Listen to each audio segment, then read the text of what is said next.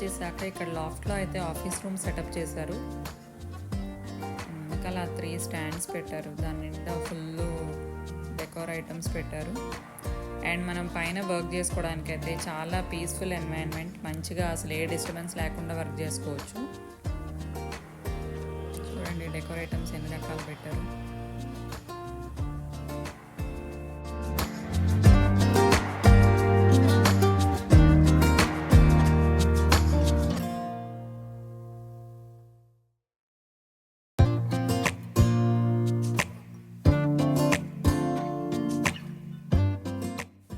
చాండ్లియర్ కూడా పర్ఫెక్ట్గా సెట్ అయిపోయింది ఆఫీస్ రూమ్కి.